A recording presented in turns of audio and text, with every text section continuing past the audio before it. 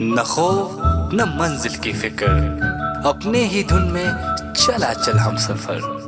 कभी द्रास से श्रीनगर या हो लद्दाख का सफर, हर दम रहे आपके साथ आपका अपना रेडियो द्रास 90.4। अस्सलाम वालेकुम सामीन, आप सुन रहे हैं रेडियो द्रास 90.4 आरजे सलीम के साथ। तो जिस तरह रेडियो स्टेशन द्रास 90.4 का एक परंपरा रहा है एक स्पेशल गेस्ट का, तो इसी सिलसिले को, इसी कड़ी को हम आगे बढ़ाते हुए आज हमारे साथ बहुत ही अजीम एक शख्सियत जुड़े हैं, मिस्टर नूर मोहम्मद ZDPO द्रास। बहुत बहुत शुक्रिया सर हमारे साथ जुड़ने के लिए। हमारी पूरी टीम की तरफ से आपने अपना कीमती वक्त निकाला।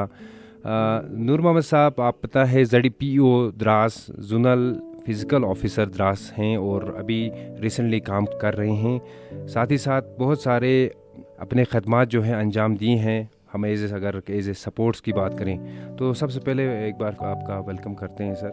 थोड़ा अपना बेसिक इंट्रोडक्शन हमारे जितने भी लिसनर्स हैं रेडियो द्रास के, उनको थोड़ा बताइए सर। थैंक यू सलीम साहब। तो मैं नूर मोहम्मद आरो बेम्बट का रहने वाला हूँ। यहीं पढ़ लिख कर बड़ा हुआ हूँ और शुरू में मेरा अपॉइंटमेंट स्काउट ऑर्गेनाइज़र जनस्कार के लिए हुआ था। तो उसके बाद फिर मैंने BPED किया इन सर्विस। BPED के बाद हमारा प्रमोशन हुआ ZPO zonal physical education officer के तौर पर। तो करगिल में कम से कम 22 साल मैंने सर्विस की है। तो बहुत सारे प्रोग्राम्स हमारे होते हैं स्पोर्ट्स के जानिब से। तो इस वक्त में zonal physical education officer Dras की हैसियत से यहाँ द्रास में ही 8 साल से काम कर रहा हूँ। तो डिपार्टमेंट हमारा youth service and sports department से ताल्लुक़ रखता हूँ।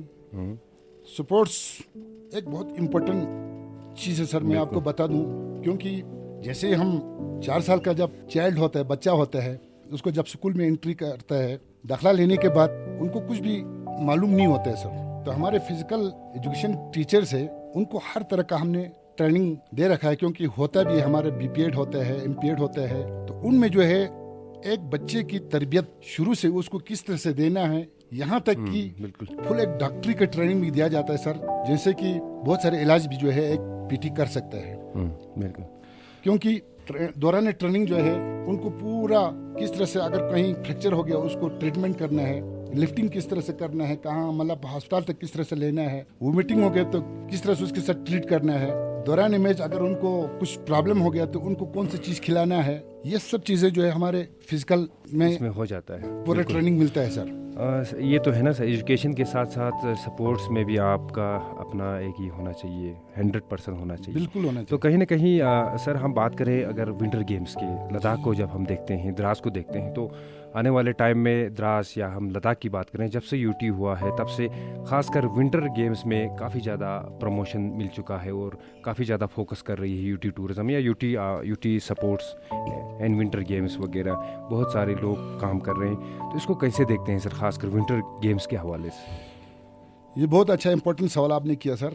तो विंटर गेम को लेकर मैं बताना चाहूँगा कि हमारे यहाँ कुदरती वसाइल बहुत है। जैसे कि हमारे यहाँ ज़्यादा स्नो होते हैं, तो बहुत सारे हमें स्नो के फील्ड यहाँ इजीली मिल जाते हैं इन 4-5 महीनों में। दूसरी बात, यहाँ -30-35 तक की सर्दी होता है, हर जगह पानी जम जाता है, तो हमें वो मशक्क़त नहीं करना पड़ता है जहाँ आइस रिंग को बनाने के जो मशक्क़त करना पड़ता है, ये इजीली हमें बन जाता है। बिल्कुल, ये फैसिलिटीज़ है। तो यहाँ उस चीज़ को देखते हुए यहाँ हमारे द्रास के अंदर 1988 से लेकर अब तक आइस हॉकी में बहुत सारे बच्चों ने कामयाबी के साथ बिल्कुल पार्टिसिपेट करके आगे नेशनल इंटरनेशनल लेवल तक भी रिप्रेजेंट करके आए हैं। तो बहुत अच्छा अचीवमेंट हमारे विंटर स्पोर्ट के आइस हॉकी के खिलाड़ियों की जानिब से यहाँ हमें देखने को मिला है। तो यहाँ इस वक्त सलीम साहब आपको बता दूं कि यहाँ हमने हर तरह की कोशिश की है कि छोटे लेवल पर यानी कि सब जूनियर बच्चों को ट्रेनिंग देकर इस आइस हॉकी में बढ़ावा देकर आगे के लिए तैयारी करें। बिल्कुल। तो बहुत साल से ये सिलसिला चले आ रहे हैं। हम हर साल विंटर को हमारे स्टूडेंट की जानिब से और हमारे यूथ सर्विस डिपार्टमेंट की जानिब से पूरा ये कोचिंग वगैरह हम करते हैं। और बहुत सारे लड़कियों ने इस साल हमने लड़कियों को भी गर्ल्स प्लेयर्स को भी काफ़ी ट्रेनिंग दी है। इस साल हमारे कम से कम 3-4 टीम जो है गर्ल्स ने भी पार्टिसिपेट किया है।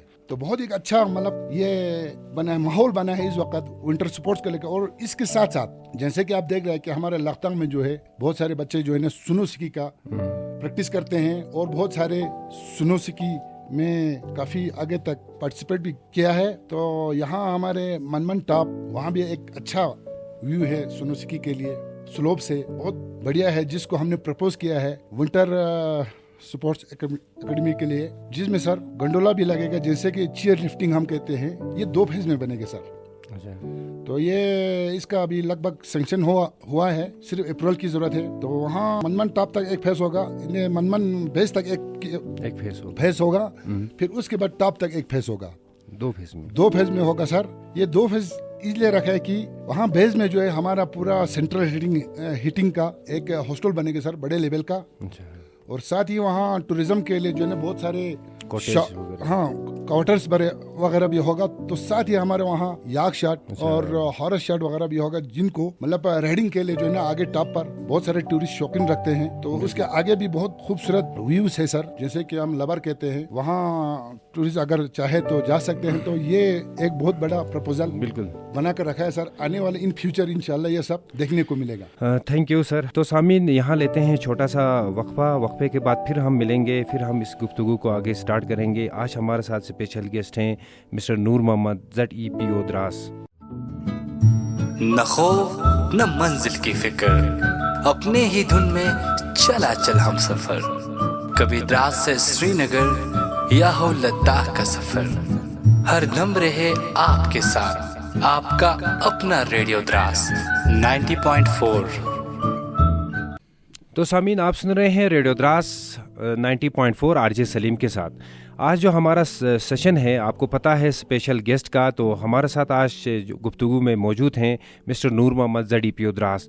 अभी तक हम वहीं बात कर रहे थे कि किस तरह, ख़ासकर हमने बात की विंटर गेम्स के हवाले से। तो कहीं ना कहीं आने वाले दिनों में जो गंडोला में जो ऐसे कुछ इनिशिएटिव्स अगर यहाँ गवर्नमेंट ऑफ इंडिया या UT टूरिज़म या UT गवर्नमेंट इस चीज़ को फोकस कर रही है, तो इंशाल्लाह देखते हैं कि विंटर गेम्स जो है आने वाले दिनों में हमें और इसमें काफ़ी ज़्यादा इजाफा देखने को मिलेगा। सर, हम बात करें खासकर इक्विपमेंट्स के हवाले से, तो पिछले कहीं दिनों से कहीं सालों से हम बात करते हैं, खासकर स्कूलों में इक्विपमेंट्स को प्रोवाइड किया गया है।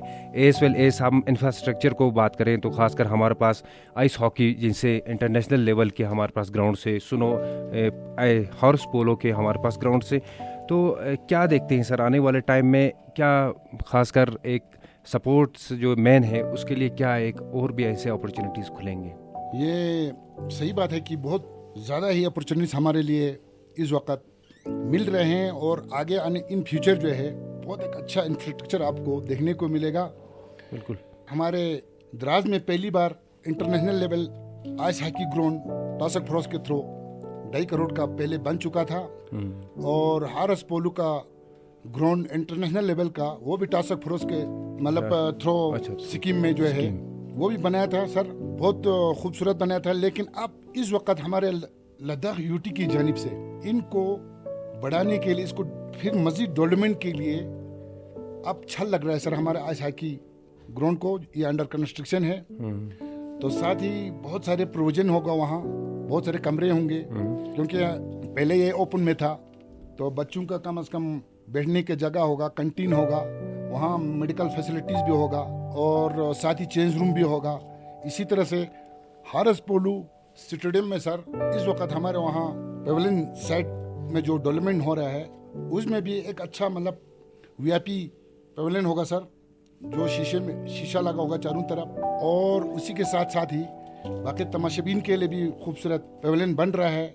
वहाँ भी इसी तरह से हर किस्म की सहूलियात मुहैया होगा खिलाड़ियों को लेकर, क्योंकि हारस पोलो हमारे रिवायती खेल है सर, ये सदियों से हमारे तहजीब के साथ चले आ रहे हैं। तो इसको हमारे द्रास वालों ने कायम दायम रखा है अब तक, क्योंकि जब हम बचपन में देखते थे तो उस वक्त एक फोरा के नाम से हारस पोलो खेला जाता था, जिसमें हर गांव से टीमें हिस्सा लेते थे और साथ ही नाच गाना भी होता था। तो इस वक्त जो है हमारे यहाँ इस ग्राउंड को लेकर, हारस पोलो ग्राउंड को लेकर पूरा खत्ते लद्दाख में जो है इतना बड़ा और खूबसूरत ग्राउंड और कहीं नहीं है जो कि आज हमारे यहाँ द्रास में बना हुआ है, और इस वक्त वो अंडर डेवलपमेंट है सर, अंडर कंस्ट्रक्शन है। बिल्कुल बिल्कुल सर, हम इक्विपमेंट्स की बात करें जो स्कूल में या आपके जो थ्रू स्कूल कुछ इक्विपमेंट्स जो आए हैं, खासकर विंटर गेम्स को लेके, आइस हॉकी के कुछ, आइस सिक्की या बाकी कुछ इक्विपमेंट्स आए, वो कैसे तक हम पहुंचा सकते हैं किसी इंडिविजुअल तक जो इस चीज़ को करना चाहता है, आइस हॉकी खेलना चाहता है, जो इक्विपमेंट्स वगैरह आए हैं?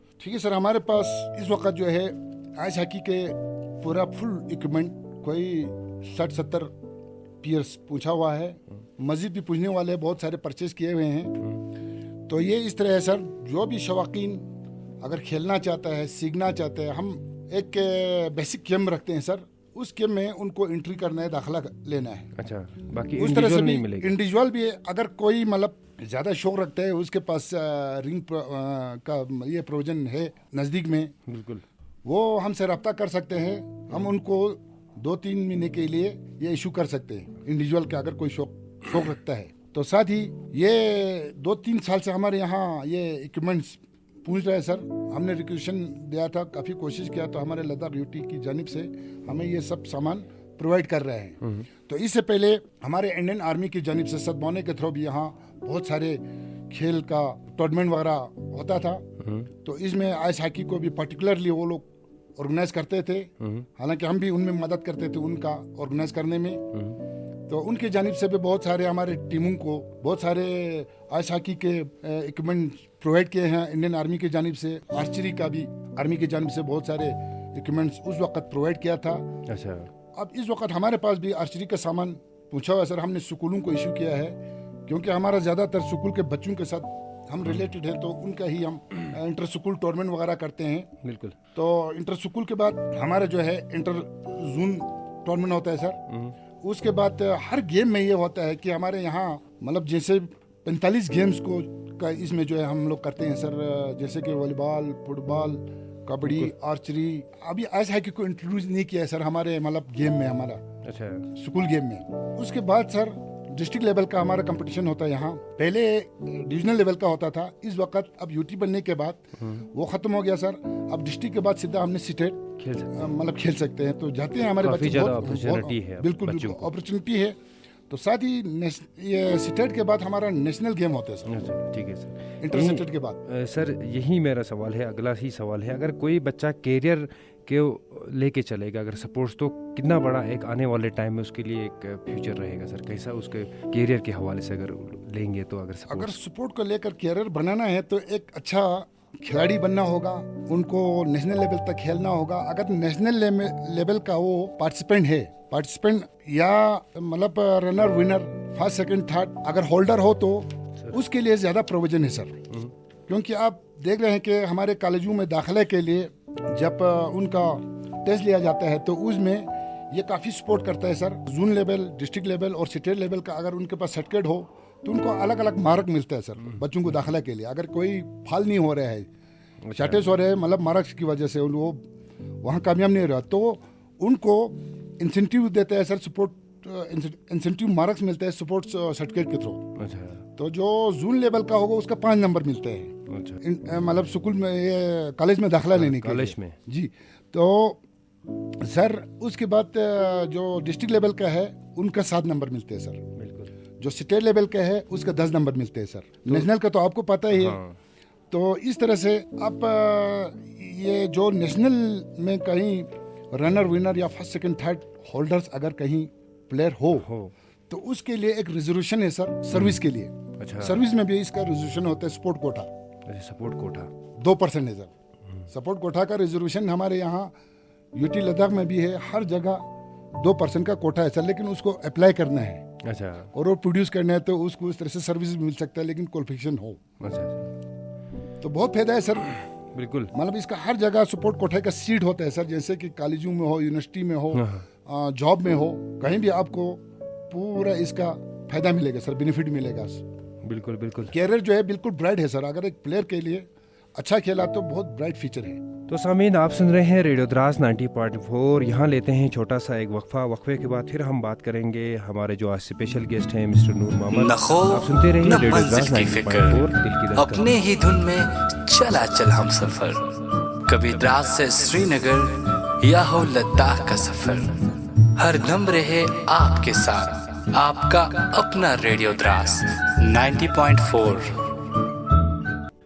जी सामीन, आप सुन रहे हैं रेडियो द्रास 90.4 आरजे सलीम के साथ। आज जो हम गुफ्तगू कर रहे हैं हमारे एक स्पेशल गेस्ट के साथ, मिस्टर नूर मोहम्मद ZEPO द्रास के। अभी आपसे सुना कि किस तरह खासकर हम विंटर गेम्स की बात करें, खासकर हम स्कूल में इक्विपमेंट्स की बात करें। उसी हवाले से सर हमारा अगला सवाल रहेगा कि खासकर सिलेक्शन ट्रायल्स के हवाले से, या आपको सिलेक्शन ट्रायल्स वेरियस गेम्स के द्रास के अंदर नहीं हो रहे हैं सर, या आने वाले दिनों में क्या हम सोच सकते हैं कि सिलेक्शन ट्रायल्स वगैरह जो है द्रास में भी हो?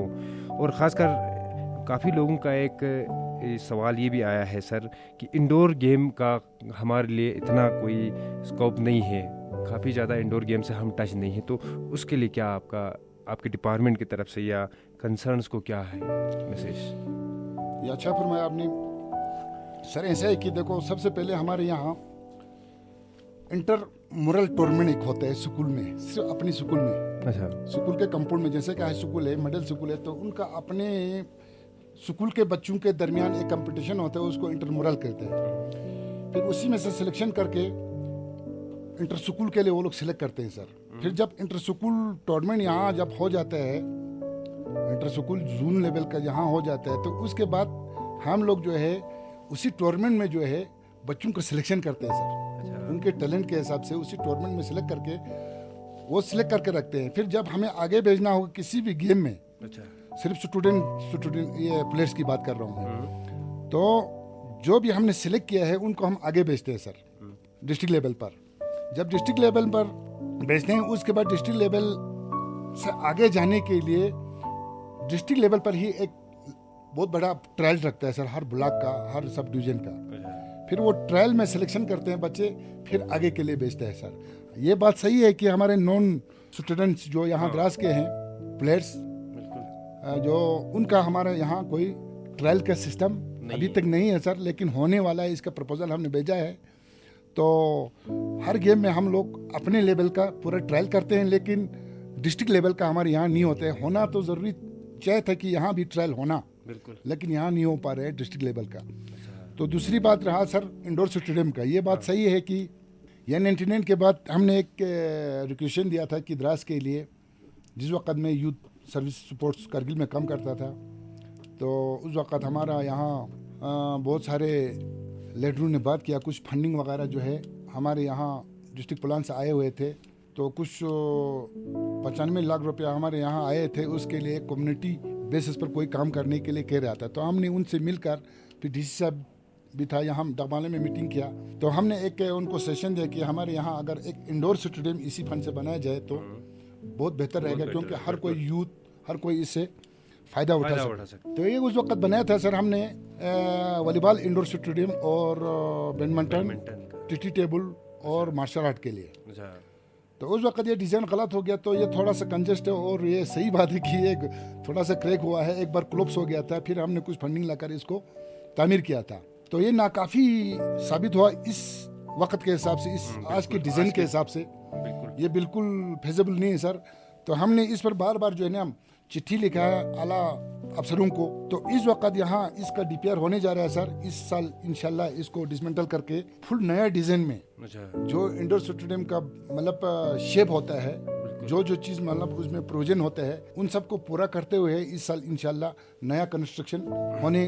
तो हम उम्मीद कर सकते हैं कि इंडोर गेम्स के अंदर काफ़ी ज़्यादा गेम्स भी होंगे, जैसे इंडोर गेम्स वगैरह। बिल्कुल होता है सर इंडोर गेम। मैं आपको बताते चलूँ कि हमारे यहाँ बैडमिंटन, टीटी टेबल और मार्शल आर्ट में आपको मालूम है कि हमारे यहाँ वसीम सर, जो नेशनल लेवल पर खेल कर आए थे, विनर है, नेशनल और इंटरनेशनल रिप्रेजेंट प्लेयर है, तो काफ़ी माहिर था। श्रीनगर में उनको काम मिला हुआ था, तो हमने अपने बेसिस पर उनको यहाँ लाकर इंडोर स्टेडियम को उनके हवाले करके हमारे बहुत सारे बच्चों को वहाँ, फिर उनके साथ सलीम साहब भी, आप भी लगे थे, तो वहाँ मार्शल आर्ट उन्होंने 3-4 साल सिखाया सर। बिल्कुल 3 साल में हमारा अचीवमेंट बहुत बेहतरीन रहा सर मार्शल आर्ट में, कराठा में। तो सबसे पहले हमारे यहाँ से स्टेट लेवल पर उन्होंने पार्टिसिपेट किया, फिर नेशनल लेवल पर। नेशनल लेवल में हमारा कोई 13 बच्चों ने जो है ना सिल्वर और गोल्ड मेडल हासिल किया था सर। बिल्कुल। ब्रॉन्ज का तो बहुत सारे बच्चे हैं। तो उसके बाद वहाँ से मतलब सिलेक्शन हुआ था हमारे 4 बच्चों को इंटरनेशनल लेवल के लिए। बिल्कुल बिल्कुल बिल्कुल। जो कि भूटान में हुआ था सर। तो वसीम ने उनको वहाँ भी ले गया और वहाँ हमारे 3 बच्चे जो है इंटरनेशनल लेवल में जो है ना मेडल हासिल करके आया सर। सिल्वर, ये क्या कहते हैं, ब्रॉन्ज का 2, सिल्वर का 1। बिल्कुल। तो ये बहुत ज़बरदस्त अचीवमेंट है सर। 3 सालों में हमारे बच्चे इंटरनेशनल पार्टिसिपेट करके ब्रॉन्ज और सिल्वर मेडल हासिल करता है। तो बहुत टैलेंट है हमारे, खासकर इस इलाके द्रास के बच्चों के अंदर बहुत ज़बरदस्त निखारने की ज़रूरत है। उनको गाइड करने की ज़रूरत है, फैसिलिटीज़ देने की ज़रूरत है, उनको ग्राउंड में उतरने की ज़रूरत है। बहुत कुछ कर सकते हैं हमारे बच्चे स्पोर्ट्स के मैदान में। यही मेरा अगला सवाल है सर। NIC कैंप्स वगैरह हुआ जाता था जब हम बात करते हैं, NIC कैंप्स काफ़ी ज़्यादा अच्छा रहता है, खासकर जो बच्चा जो चाहता है कि मैं सपोर्ट की तरफ राग़िब हूँ। ऐसे कैंप्स आज ऑर्गेनाइज नहीं हो रहे हैं, तो इसके हवाले से क्या कहेंगे सर? क्या यही कारण है कि बच्चे आगे नहीं आ पा रहे हैं ऐसे कैंप्स की वजह से? ये बिल्कुल सही फरमाया आपने। इससे पहले ये चीज़ें हमारे पास होता था सर, क्योंकि बहुत सारे फंडिंग हमारे पास होते थे। NIC कैंप भी होते थे, सिकोट, भारत सिकोट इन गाइड्स कैंप भी होते थे। क्योंकि मैं खुद सिकोट ऑर्गेनाइजर रहा और करगिल का सिकोट विंग से मैं ताल्लुक़ रखता था। उस वक्त में करगिल डिस्ट्रिक्ट की तरफ से कमिश्नर काम करता था और मैंने खुद जो है ना पूरा सिकोटिंग कैंप ऑर्गेनाइज किया है सर। कम से कम 10 साल मैंने करगिल डिस्ट्रिक्ट के अंदर, जनस्कार में मैंने 2 बार किया, वाखा में किया, चिकतन में किया, सांकू में किया, पनीघर में, द्रास में, हर ब्लॉक में मैंने सिकोटिंग कैंप किया। ये बहुत बड़ा एक प्रोग्राम होता है सर, जिसमें बच्चों को बहुत ज़बरदस्त तालीम मिलता है सर, हर किस्म की ट्रेनिंग मिलता है। और ये NIC कैंप भी बहुत ज़रूरी है स्पोर्ट्स को लेकर, ख़ासकर नेशनल इंटीग्रिटी के लिए। क्योंकि इसमें बच्चे के दिमाग में जो खराबियां होते हैं सर, बहुत सारे खराब सोच होते हैं। बिल्कुल। इसके ज़रिए जो है ना, इस कैंप के ज़रिए उनके एक खराबी को निकाल कर एक अच्छाई को उसके अंदर फिक्स करना है। बिल्कुल। तो एक अच्छा शहरी बन सकता है उसके माध्यम से। ये होना बहुत ज़रूरी है सर। लेकिन हमारे यहाँ उस वक्त फंडिंग होता था, इस वक्त फंडिंग की कमी है सर। हमें न सिकोट कैंप कर सकते हैं, न ऐसे कैंप वगैरह हम यहाँ ऑर्गेनाइज कर सकते हैं। जैसे कि आपको मालूम है कि हमारे यहाँ शाइनिंग स्टार के थ्रू नेशनल इंटीग्रेशन कैंप एक रखा था हमने द्रास में, बहुत पहले की बात है सर। ये 98-96 की बात है। तो इसमें बहुत सारे स्टेट से भी बच्चों ने हिस्सा लिया था। अच्छा। बहुत खूबसूरत कैंप था सर। क्योंकि सर देखिए, स्पोर्ट्स और सिकोटिंग और NIC कैंप को लेकर मैं एक बात बताना चाहूँगा कि आजकल हमारे बच्चों का ख्यालात जो है बुरे कामों की तरफ राग़िब हो रहे हैं। बिल्कुल। जैसे कि ड्रग अब्यूज़ हो। बिल्कुल। इसके अलावा जैसे कि हमारे यहाँ ज़्यादातर मोबाइल को लेकर बनी, ये भी एक वायरस है, ये भी एक बीमारी है। मोबाइल को ज़्यादा इस्तेमाल करना। तो इसके अलावा बहुत सारे गलत कामों की तरफ जा रहे हैं। तो इन सब को रोकने के लिए एक वाहिद तरीका है कि ज़्यादा से ज़्यादा गेम की तरफ राग़िब करें उनको। क्योंकि गेम में ऐसी एक चीज़ मिलता है सर, सबसे पहले तो उसको अपना जिस्मानी वर्जिश मिलता है। बिल्कुल। फिटनेस, बहुत ज़बरदस्त वर्जिश मिलता है सर। उसके एक्सरसाइज भी होता है, ये सब बाकायदा उनको सिखाया जाता है। फिर जितना गेम के साथ लगे रहेगा उसका दिमाग बिल्कुल फ्रेश रहेगा सर, वो गेम की तरफ ही फोकस रहेगा उसका। बिल्कुल। अब गेम की तरफ रहेगा तो एक टीम स्पिरिट आ जाता है सर उसमें। एक टीम में 12 प्लेयर होते हैं, 8 प्लेयर होते हैं या 6 प्लेयर होते हैं। तो मान लो सर, इसी गेम के जरिए जो है ना एक अच्छा शहरी बन सकता है। बिल्कुल। यहीं से सीख मिलता है, एक अच्छा लीडर बन सकता है, एक अच्छा ब्रदरहुड पैदा कर सकता है, फ्रेंडशिप पैदा कर सकता है और एक यूनिटी पैदा कर सकता है, इंटीग्रेट पर्सन बन सकता है गेम के माध्यम से। क्योंकि गेम के रूल जिस तरह से हम फॉलो करते हैं सर, वो धीरे धीरे अपने आप पर हावी हो जाते हैं वो रूल पूरा। वो एक डिसिप्लिनेड पर्सन बन सकता है। क्योंकि गेम में हमेशा मतलब ला के गेम के रूल के फॉलो करके चलना है। बिल्कुल उसको बिल्कुल फॉलो नहीं करेगा तो वो आउट हो सकता है, डिस्क्वालीफाइड हो सकता है। इसलिए मजबूरन उसको वो सब अडॉप्ट करना पड़ता है, मानना पड़ता है, लेके चलना पड़ता है और एक कैप्टन के अंडर जो है ना उनको काम करना पड़ता है। तो ये गेम जो है उसके अंदर जो है ना उसकी सलाहियत को बहुत ज़्यादा बढ़ावा देता है। क्योंकि देखिए सर, बर्दाश्त और बर्दाश्त का मादा जो होता है वो स्पोर्ट से ही मिलता है। एक खिलाड़ी को, एक पर्सन को बर्दाश्त करने का सलाहियत जो है वो वहीं से मिलता है। बिल्कुल। हुक्म और हुक्म की तामील भी वहीं ग्राउंड से मिलता है। क्यों? एक कैप्टन के अंदर रहकर उसको बिल्कुल हुक्म तामील करना है, और एक टीम को जो है ना अपना एक अंग बना समझ कर खेलना जो है ना वो ग्राउंड से मिलता है सर। क्योंकि एक टीम स्पिरिट टीम होता है तो वो ये सोचता है कि पूरा टीम जो है ना एक जिस्म है। सही। ये यूनिटी का एक पैगाम उसके अंदर जो है ना कूट कूट के धीरे धीरे बढ़ जाता है। तो आगे जाकर एक अच्छा शहरी, एक अच्छा लीडर, एक अच्छा डिसिप्लिन्ड पर्सन जो हर एक के लिए मददगार साबित हो, वो इसी मैदान से ही मिलते हैं। बिल्कुल, गेम से ही मिलते हैं। बहुत बढ़िया सर। उम्मीद करते हैं जितने भी लिसनर्स हमें सुन रहे हैं उनको भी बहुत अच्छा लग रहा होगा ये कन्वर्सेशन, क्योंकि हमें भी बहुत कुछ सीखने को मिला। तो नाजरीन, यहाँ लेते हैं छोटा सा एक ब्रेक के बाद फिर हम मिलेंगे, यहीं गुफ्तगू को आगे करेंगे। आज हमारे साथ स्पेशल गेस्ट जुड़े हैं मिस्टर नूर मोहम्मद ZPO द्रास। आप सुनते रहिए रेडियो द्रास 90.4। न खौफ न मंजिल की फिक्र, अपने ही धुन में चला चल हम सफर। कभी द्रास से श्रीनगर या हो लद्दाख का सफर, हर दम रहे आपके साथ आपका अपना रेडियो द्रास 90.4। जी सामीन, आप सुन रहे हैं रेडियो द्रास 90.4 RJ सलीम के साथ। आज जो स्पेशल गेस्ट हमारे साथ जुड़े हैं मिस्टर नूर मोहम्मद ZPO द्रास, जो अभी हम कह रहे थे कि ख़ासकर सपोर्ट के हवाले से, कैरियर काउंसलिंग करना सपोर्ट्स के हवाले से, या सपोर्ट्स को अपना एक कैरियर बनाना। ख़ासकर हमने समर गेम्स, विंटर गेम्स के बारे में बात की। सर, हमारा आखिरी सवाल रहेगा, ख़ासकर एज ए ZPO द्रास आपका क्या मैसेज रहेगा, ख़ासकर स्टूडेंट्स को, पेरेंट्स को, जो बच्चे अपने बच्चों को स्पोर्ट्स की तरफ लेना चाहते हैं, और ओवरऑल क्या मैसेज रहेगा हमारे रेडियो द्रास 90.4 के माध्यम से आपका? तो मैं सबसे पहले तमाम प्लेयरों से, स्टूडेंट से और ख़ासकर यूथ से ये गुजारिश करना चाहूँगा कि आप लोग ज़्यादा से ज़्यादा स्पोर्ट की तरफ राग़िब हो। स्पोर्ट्स को कम से कम टाइम निकाल कर इसके साथ टच में रहे, क्योंकि स्पोर्ट्स का बहुत सारे फ़ायदे हैं। ख़ासकर तालीम को लेकर, तालीम का स्पोर्ट्स को ग़ज़ा माना जाता है।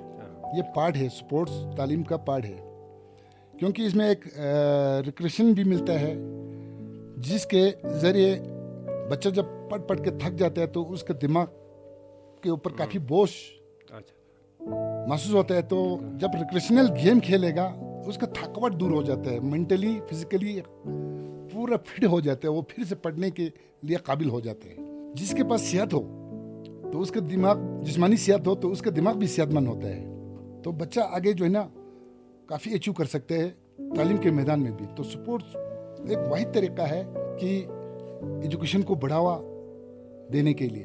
तो मैं यही गुजारिश करूंगा कि बच्चों को स्कूलों में भी सिखाया जाता है गेम्स के बारे में, रिक्रेशन गेम के बारे में, एक्सरसाइज के बारे में, योगा के बारे में, हर चीज़ जो बेनिफिट हो एजुकेशन के लिए और सेहत के एतबार से। तो वाहिद वो चीज़ जो है गेम्स है। तो गेम से टच में रहें आप लोग, गेम को सीखें, कोई भी गेम हो आपको एक्सरसाइज मिलेगा। और दूसरी चीज़, बहुत सारे हमारे यहाँ के गर्ल्स स्टूडेंट्स है वो गेम से हमेशा हट कर रहते हैं। तो उनसे ज़्यादा मैं गुजारिश करूँगा कि ज़्यादा से ज़्यादा आप लोग भी गेम के साथ, लड़कियाँ भी गेम के साथ रिलेटेड रहें, टच में रहें, गेम को खेलें। खेलने के बाद आपको महसूस होगा कि आपके रूह को एक सुकून मिलता है गेम खेलने के बाद। एक अच्छा खिलाड़ी जो है उसको बहुत सुकून मिलता है गेम के बाद। वो सुकून जो है आपको साबित करता है कि आपके दिमाग को बहुत रिलैक्स करने का, शांति रखने का और आगे सोचने का सलाहियत जो है ना उसी सुकून के माध्यम से जो है ना आप पढ़ाई में भी ज़्यादा से ज़्यादा इंक्रीज कर सकते हैं। दूसरी बात रहा सर, जो रेडियो द्रास जो खोला है इसके लिए मैं तहे दिल से इंडियन आर्मी का शुक्रिया अदा करता हूँ और मुबारकबाद देता हूँ कि पहली बार हमारे द्रास के अंदर जो है ना ये रेडियो स्टेशन खुला है। इसके ज़रिए हमारे दूर दराज के इलाकों में, गाँवों में, हमारे अपनी ज़बान में, लैंग्वेज में, चाहे दर्दी हो, चाहे बल्ती ज़बान बोलने वाले हो, पुरकी ज़बान बोलने वाले हो, उन सब ये इन्फॉर्मेशन मिलता है हर चीज़ के बारे में। जो भी यहाँ एक्टिविटीज़ हो रहा है, या कहीं कुछ जॉब का हो, या कहीं को ज़रूरी और कोई ऐलान हो, या कहीं कैंप लग रहा हो मेडिकल, हर चीज़ का जो है ना इन्फॉर्मेशन उन तक जो है ना आसान और अपनी ज़बान में मिल रहा है। इसके लिए मैं आप लोगों का भी बहुत बहुत शुक्रिया अदा करता हूँ कि आप लोगों ने हमें यहाँ बुलाकर थोड़ा सा मौका दिया बताने के लिए लोगों तक। तो खासकर आप लोगों का भी बहुत बहुत शुक्रिया अदा करता हूँ, क्योंकि आप लोग दिल व जान से यहाँ काम कर रहे हैं। हम हमेशा सुनते हैं, हम तक ये इन्फॉर्मेशन मिलता है। इसके लिए खासकर इंडियन आर्मी और आप लोगों का मैं तहे दिल से शुक्रिया अदा करता हूँ। थैंक यू सर, बहुत बहुत शुक्रिया। आपके ख़याल, आपने अपने कुछ वैल्यूएबल वर्ड्स हमें भी कहा, बहुत बहुत शुक्रिया। और जितने भी नाजरीन हमें सुन रहे थे, ये ZPO द्रास से हम बात कर रहे थे, ख़ासकर किस तरह जो है एजुकेशन के साथ साथ सपोर्ट्स में जो अपना फ्यूचर बना सकते हैं। तो उम्मीद करते हैं आज का जो आपको जो रूबरू प्रोग्राम जो कन्वर्सेशन मिला, उसमें बहुत कुछ चीज़ें आपको सुनने में मिली होंगी। तो उम्मीद करते हैं आइंदा भी और इसी तरह हमारा जो सफ़र जो है एक स्पेशल गेस्ट का आपके साथ फिर रूबरू होंगे, एक नए फिर एक शख्सियात के साथ। तब तक आप सुनते रहिए रेडियो द्रास 90.4 RJ सलीम के। न खौफ न मंजिल की फिक्र, अपने ही धुन में चला चल हम सफर। कभी द्रास से श्रीनगर या हो लद्दाख का सफर, हर दम रहे आपके साथ आपका अपना रेडियो द्रास 90.4